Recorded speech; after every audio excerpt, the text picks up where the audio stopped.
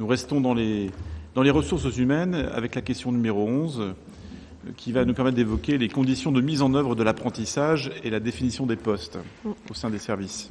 Émilie.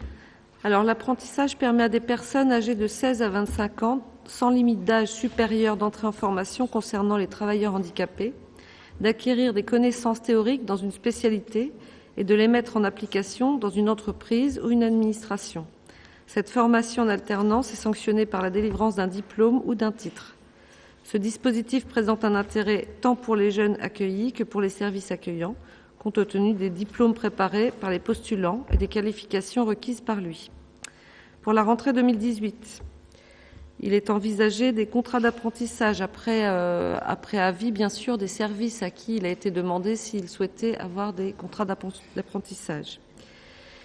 Donc, nous en avons aux espaces verts un apprentissage qui a déjà débuté, donc ce sera sa deuxième année, pour un CAP production florale.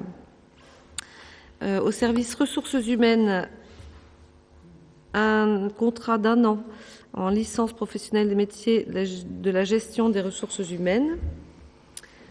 Et dans le service communication, également un contrat d'1 an en Master 1 graphisme. Le coût revient à 6 000 € pour une année de CAP sans frais de scolarité. Concernant la licence et le master, le coût est de 12 500 €, auxquels peuvent s'ajouter 3 500 € de frais de scolarité.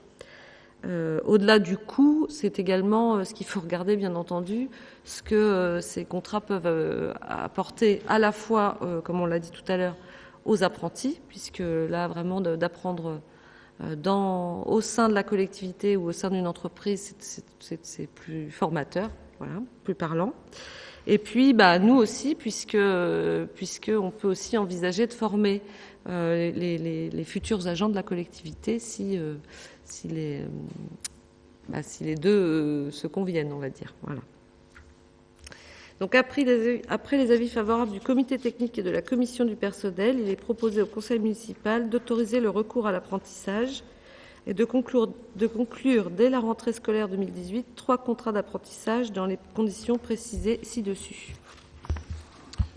Merci Émilie. Alors, petite précision, c'est vrai que on parle de plus en plus d'apprentissage dans les collectivités territoriales. Certaines sont plus en avance que d'autres. Nous, on est, j'ai envie de dire, dans un mouvement un peu plus massif, mais qui en effet correspond aux attentes de notre époque et où les jeunes qui sont aujourd'hui dans les formations, quelles qu'elles soient, quel que soit le niveau, là, on parle de niveau universitaire, notamment pour la licence professionnelle et pour le master graphisme, mais on voit aussi qu'il y a aussi des CAP. Je crois que ce besoin d'enracinement des étudiants dans le monde professionnel correspond à un vrai besoin dans notre monde contemporain. Donc c'est bien que la ville d'Avranches puisse participer à ce mouvement. Est-ce qu'il y a des questions, des remarques sur cette proposition ? A priori, c'est clair pour tout le monde. Bien, je vous propose... Oui. Je crois que la presse a un problème d'audition. J'ai l'impression qu'ils n'entendent pas grand-chose, c'est bien ça ? Parce que depuis tout à l'heure, ils tapotent. Alors, je ne suis pas sûr que le fait de tapoter sur la boule la fasse mieux marcher. On va vérifier si est-ce qu'elle est bien branchée déjà. Vous m'entendez ou pas ? C'est très faiblard. Éventuellement, vous pouvez vous rapprocher un peu si vous le voulez. Ou alors on va essayer de parler plus fort ou monter le son, peut-être. Monsieur Delaunay va régler ça. Oui, donc comme je disais, c'est vrai que la formation aujourd'hui est un apprentissage, en tout cas dans nos collectivités. C'est mieux ? Bon, parfait. C'est bon. L'apprentissage est donc quelque chose qui devient essentiel, notamment dans nos collectivités, et c'est bien que nous puissions nous engager dans cette démarche.